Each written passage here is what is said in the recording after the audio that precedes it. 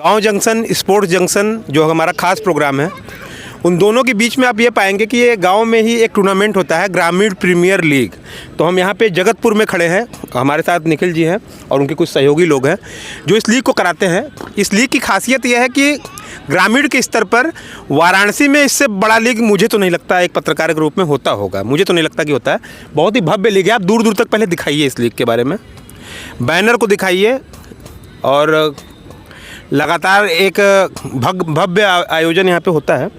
निखिल जी से हम बात करेंगे, ग्रामीण प्रीमियर लीग दिमाग में कैसे है? भैया ग्रामीण प्रीमियर लीग जो कि दिमाग की अगर बात कर रहे हैं आप, तो सन 2016-17 में हमारे साथियों ने साथ में मिलकर ये प्रयास किया था कि कहीं ना कहीं देखिए ग्रामीण स्तर में बहुत प्रतिभाएं होती हैं और उस प्रतिभाओं को निखारने के लिए एक मंच चाहिए होता है। तो कहीं ना कहीं हम और हमारे साथी मिलकर एक मंच ऐसा तैयार किए हैं जिसका नाम हम लोगों ने GPL दिया, और इसका फुल फॉर्म बोलेंगे तो ग्रामीण प्रीमियर लीग है। हम संक्षेप में आपको बताएंगे कि जैसे कि पहले होता था कि एक टीम बनती थी, कहीं भी अगर हम लोग मैच खेलने जाते थे तो उसमें ये होता था कि डिफरेंट लोकेशन के जगह जगह के लोगों को हम बुलाकर एक टीम बनाते थे। और टीम बहुत सारे लड़के ऐसे भी होते थे जो अच्छा खेलते थे पर उस क्लास में नहीं खेलते थे, उतना अच्छा नहीं खेलते थे, जिनको मौका नहीं मिल पाता था। जैसे मैं अगर अपने गाँव से अच्छा नहीं खेल रहा हूँ तो मेरे ख्याल से जो मेरे गाँव का अच्छा लड़का है वो जहाँ टीम बनेगा उसमें खेलेगा, पर मुझे मौका नहीं मिल पाएगा ऐसे आयोजन में, GPL जैसे आयोजन में। तो मेरा प्रयास था कि एक ऐसा मंच हम लोग बनाया जाए जो कि केवल ग्रामीण स्तर के जो भी लड़के हैं अगर अच्छा क्रिकेट खेलते हैं और खेलना चाहते हैं तो उनके लिए GPL का प्लेटफॉर्म बने। वाराणसी क्रिकेट की हालात तो हम पिछले शो में भी बात कर चुके हैं, उस पर क्या परिवर्तन आया है पिछले शो और अब में, एक महीने में कितना परिवर्तन आप देखते हैं? आई थिंक मेरे ख्याल से एक महीना तो कोई समय नहीं होता है किसी परिवर्तन के लिए, जब चूँकि पिछले 25 सालों का ये बदहाली की स्थिति वाराणसी क्रिकेट एसोसिएशन झेल रहा है। तो आई थिंक उम्मीद करेंगे और वही फिर से कि राजू शुक्ला से निवेदन ही कर सकते हैं हम लोग कि वाराणसी क्रिकेट एसोसिएशन को मैं डायरेक्ट बोलना चाहता हूँ कि जो अध्यक्ष हैं इनको बदला जाए ताकि इसके रिजल्ट जो हैं मतलब बेहतर मिलें। अभी रिसेंट में जो कुछ लड़कों का सिलेक्शन हुआ है, चाहे रेलवे में खेले रवि सिंह हो, यशवर्धन हो या तो सावन, जो लड़के भी सिलेक्शन हुआ है इनका डिफरेंट लीग में, सिर्फ मेरे ख्याल से उनका एक्स्ट्रा ऑर्डिनेट टैलेंट होना ही उनके लिए ये था कि उनका सिलेक्शन हुआ। अदरवाइज़ बहुत ऐसे लड़के भी हैं मतलब जो खेल सकते थे पर जो पॉलिटिकल कुछ मामला होता है, ऐसी चीज़ें होती है जिसकी वजह से बहुत सारे लड़कों का सिलेक्शन आज प्रधानमंत्री के संसदीय क्षेत्र में आपके दिमाग में इतनी बड़ी लीग का विचार आया, यही बहुत सराहनीय है। 128 टीमें सुनने में आया खेलती हैं, कैसे मैनेज करते हैं? एक्चुअल देखिए पूरी ये टीम मैनेजमेंट है, मैं कुछ अकेले इसमें कुछ भी नहीं हूँ। मैं होल ऑफ क्रेडिट अपने टीम को देता हूँ कि मेरे साथ में जो लड़के खड़े होकर इस आयोजन को कराते हैं उसमें स्पेशल मैं नाम लूँगा अमन पटेल, राजकुमार मिश्रा, टिंकू पटेल हैं, पवन राय जी हैं, और हमारे साथ चूँकि बहुत सारे ऐसे सीनियर्स हैं जो कि मेंटल रूप से भी इस चीज़ को हम लोग को राय देते हैं, जैसे लालू भी अपना राय देते हैं। और उसमें बैक साइड में कह सकते हैं कि पिछले 8 साल का भी रिकॉर्ड रहा है, ये 8वां साल चल रहा है। तो 7 साल में हमारे साथ बहुत सारे लोग ऐसे थे जो टूर्नामेंट में थे और आज की डेट में नहीं भी हैं। तो बैक में कह सकते हैं कि हमारे साथ देरिखू ग्राम सभा से बब्बू भैया थे और बल्ला सिंह थे, और उसके बाद आपका बोल सकते हैं कि धर्मेंद्र थे। तो नाम लेना पड़ेगा तो बहुत लोग का नाम ले सकते हैं, क्योंकि मैं स्पेशल अगर बोलना चाहूँ, स्पेशल थैंक्स अगर देना चाहूँ तो राजकुमार मिश्रा, अमन पटेल, टिंकू पटेल और आदर्श राजभर, ये सब लड़के जो हैं काफ़ी डेडिकेटेड हैं मतलब इस इवेंट को लेकर। और अभी यादव और यहाँ पे जो ग्राउंड मेंटेन करते हैं और अकेडमी चलाते हैं अजीत सिंह, उनका भी बहुत बड़ा योगदान है। बाकी बहुत सारे लड़कों का हो सकता है मैं नाम मिस भी कर रहा हूँ। वाराणसी के एक खिलाड़ी ही भाग लेते हैं या बाहर के भी, कहाँ से आता है? भैया देखिए बेसिकली तो ये आप कह सकते हो कि 90% इसमें हम वाराणसी की टीम रखते हैं, 10% इसमें मऊ जनपद की और बलिया से और डिफरेंट जगह की भी टीमें आती हैं। हम मना नहीं कर पाते हैं क्योंकि आयोजन होता है तो कोई खेलने के लिए अगर बोले तो मना करना मेरे ख्याल से उचित नहीं है। तो जहाँ से भी लोग आना चाहते हैं हम लोग उनके लिए दरवाजे खुले रहते हैं और टीम का एंट्री लेते हैं। कितनी चुनौतियाँ हैं ग्रामीण प्रीमियर लीग की? एटलीस्ट चुनौतियाँ थी बट अब कह सकते हैं कि नहीं है, क्योंकि अगर आप किसी कार्य को कई सालों से निर्वत रूप से अगर आप करते हैं और पिछले 8 साल इज़ अ ह्यूज टाइम कि हम लोगों के लिए काफ़ी लंबा समय है 8 साल, और एक एक्सपीरियंस भी हो गया है कि इस तरीके से इवेंट को ऑर्गेनाइज़ करना में ऐसी चीज़ें हैं, इतनी चीज़ें होती हैं, बाधाएं आती हैं, पर उस चीज़ों को हम लोग बहुत आसानी से टैकल करते हैं और बहुत दिक्कत नहीं होता है। आई थिंक हमारे जितनी भी टीम मेट्स हैं इस चीज़ के एकदम वो मैच्योर हो चुके हैं, और बेहतर यही होता है कि हमारे सारे लड़के हर बार से बेहतर करने का प्रयास करते हैं, और हम लोग इस साल भी बेहतर करेंगे। गांव के खिलाड़ी जैसा कि आपने बताया जुड़े रहते हैं, इन खिलाड़ियों को प्लेटफॉर्म देना तो बहुत बड़ी बात है। सरकार कितना ध्यान दे रही है यहाँ पे, ये तो आप बेहतर जानते होंगे। एक्चुअल सरकार द्वारा आप बोल सकते हैं कि बहुत सारे ऐसे जो कार्यक्रम हैं, जैसे कि अभी सांसद खेलकूद प्रतियोगिता का भी कुछ अभी चल रहा था और आयोजन है। मेरे ख्याल से सरकार कुछ प्रयास तो ज़रूर कर रही है, पर निचले स्तर पे जो उसके अधिकारीगण हैं उसमें मेरे ख्याल से वो सही तरीके से ग्राउंड लेवल पे उस चीज़ को टैकल नहीं करते हैं। आई थिंक जिस क्षेत्र में मैं आता हूँ और मैं देखता हूँ गेम जब ऑर्गेनाइज होता है संसदीय खेलकूद प्रतियोगिता, उसमें गेम जब होता है तो मैं देखता हूँ उस तरीके से डेडिकेशन नहीं होता है और ना तो जो आयोजन करा रहे होते हैं वहाँ के कॉलेज स्टाफ को, मैं किसी कॉलेज का नाम नहीं लेना चाहता क्योंकि इस पे कंट्रोवर्सी हो सकता है। बाकी मेरे ख्याल से अब इस चीज़ के लिए भी कोई ऐसा सिलेक्शन कमेटी होना चाहिए जो मतलब इस सब चीज़ों को ऑब्जर्व करे कि बस कोरम पूरा करने से कोई मतलब नहीं है। एक्चुअल लेवल में ग्राउंड लेवल पर अगर सांसद खेलकूद प्रतियोगिता होता है तो उसमें जो भी लड़के प्रतिभावान हैं उनको निकाला जाए और सही प्लेटफॉर्म उनको मिले। रिपब्लिक हिंदुस्तान के मंच से निखिल जी क्या निवेदन करना चाहेंगे, वाराणसी क्रिकेट को बदलने के लिए क्या चीज़ों की आवश्यकता है, क्या सलाह देंगे और निवेदन क्या क्या करना चाहेंगे, दोनों बताइए। मैं आपके माध्यम से जो वाराणसी क्रिकेट एसोसिएशन के अध्यक्ष हैं, पहले तो जावेद अख्तर साहब बेटे भी बनने वाले। हाँ, अगर ऐसा सुनने में आ रहा है, भगवान ने फ़ोन नहीं उठाते मैं, भगवान न करे ऐसा हो, अगर फ़ोन नहीं उठाते तो खैर ये उनका समस्या है। और इसके लिए उत्तर प्रदेश क्रिकेट एसोसिएशन राजू शुक्ला जी आपसे और बीसीसीआई सेक्रेटरी जयसा जी से मैं आग्रह करूंगा कि आप कहीं ना कहीं ऐसे लोगों को पदमुक्त करिए और जो भी व्यक्ति हमारे वाराणसी क्रिकेट में बहुत सारे ऐसे लोग हैं जो इस चीज़ को डिज़र्व करते हैं और वाराणसी क्रिकेट को अच्छी दिशा दे सकते हैं, उनके बहुत सारे नाम है। मैं किसी व्यक्ति का नाम नहीं लेना चाहता क्योंकि बहुत हमारे सीनियर खिलाड़ी हैं जो कि काफ़ी अच्छा कर सकते हैं वाराणसी क्रिकेट के लिए। बाकी मैं जावेद अख्तर जी को और उनके लड़के जो शायद अभी फैमिली वाला जो प्लान चलना है उन लोगों का कि बेटे के बाद बाप के बाद बेटा बने, इस सब चीज़ों से निकलते हुए क्रिकेट में कम से कम ये सब टाइप की चीज़ें ना हो, जो बेहतर डिजर्विंग हो वो आगे आए और उसको उनको अध्यक्ष बनाया जाए और वाराणसी क्रिकेट को अच्छा करने का प्रयास किया जाए।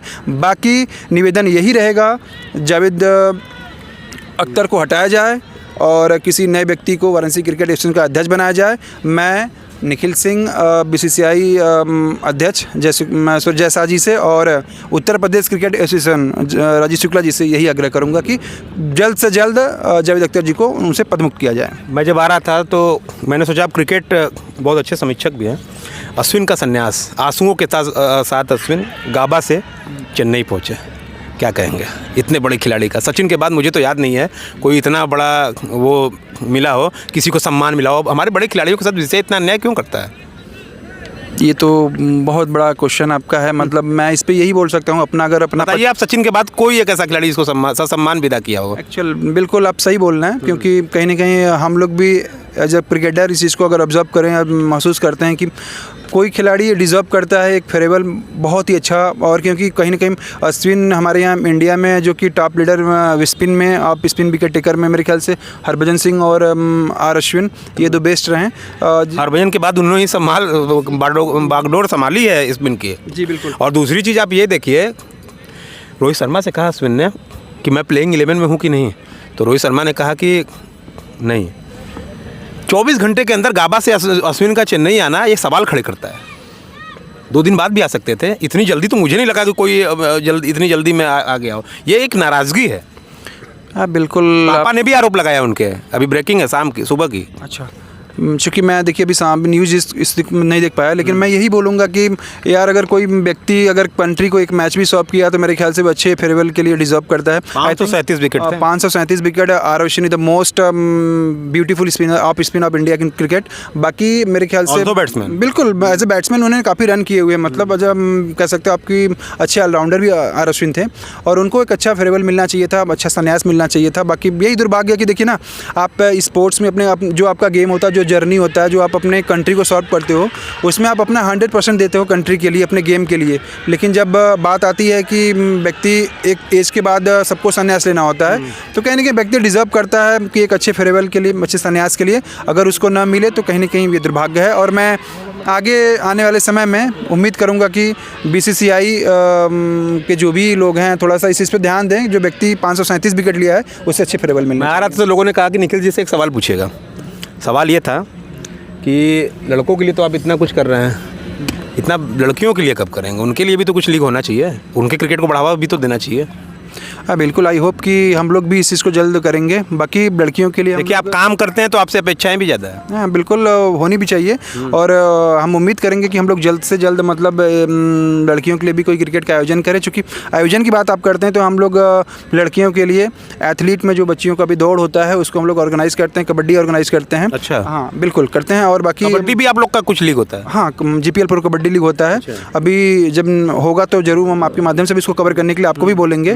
तो बाकी यही बोलेंगे कि जो क्रिकेट की आप बात किया महिलाओं के लिए, सॉरी लड़कियों के लिए, बच्चियों के लिए क्रिकेट के लिए, आई होप कि सबके साथ मिलकर हम अपने टीममेट्स के साथ बैठेंगे क्या बेहतर हो सकता है और डिफरेंट जगह पे खिलाड़ियों से बात करेंगे, गर्ल्स से, कि उनका कितना इंटरेस्ट है मतलब क्रिकेट में आके खेलने के लिए। उस हिसाब से हम लोग ऑर्गेनाइज करेंगे, प्लान करेंगे। इतनी गैदरिंग होती है, क्राउड बहुत आता है, कैसे मैनेज करते होंगे? इतनी गैदरिंग होती है भैया, तो इसको मैनेज कैसे किया जाता है?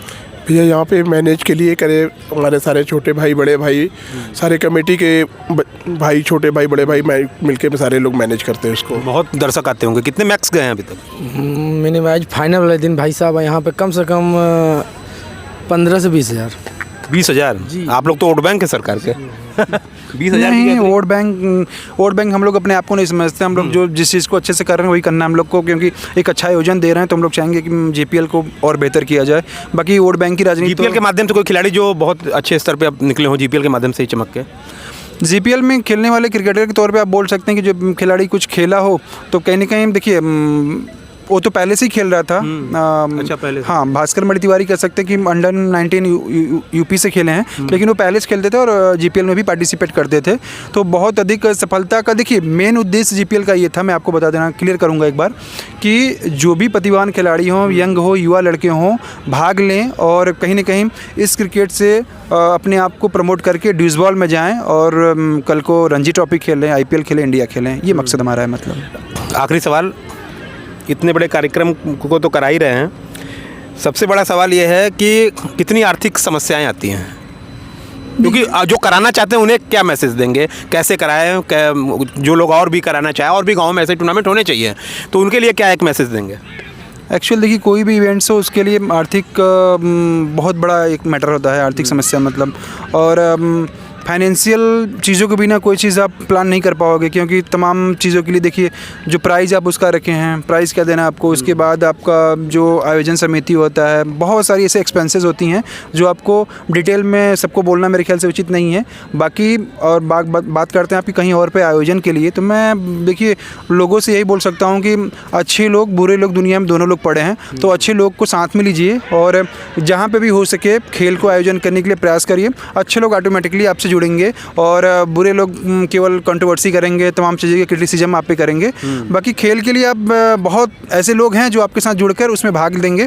तो मेरे ख्याल से प्रयास ज़रूर करना चाहिए, पहल करना चाहिए। हो सकता है पीछे बाद में कारवा खड़ा हो जाए, क्योंकि हम लोगों ने जब प्रयास किया था तो GPL एक फर्स्ट जो हुआ था, GPL फर्स्ट में सबसे पहले मैन ऑफ द सीरीज में साइकिल था।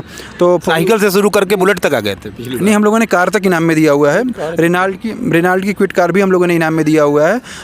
तो कहने का सेंस ये है कि अगर आपका मकसद साफ है, आप अच्छी सोच के साथ अगर इवेंट ऑर्गेनाइज करते हैं कि मैं इसका मकसद क्या है और इसके लिए मैंने एक मैसेज क्या देना चाहते हैं समाज को, तो अगर वो आपका क्लियर है तो मेरे ख्याल से अच्छे लोग आपसे जुड़ते जाएंगे। बाकी बुरे लोग का काम है आप पे कंट्रोवर्सी करना, बुरे लोग को बोलना। तो देखिए मैं अपने जीवन में एक चीज़ सीखा हूँ कि जीवन में अप एंड डाउन लगा रहता है, बट ऐसे लोगों की बातों पर ध्यान नहीं देना चाहिए जो मतलब आपके मुँह पे आप वाली, उनके मुँह पे उनकी वाली करते हैं।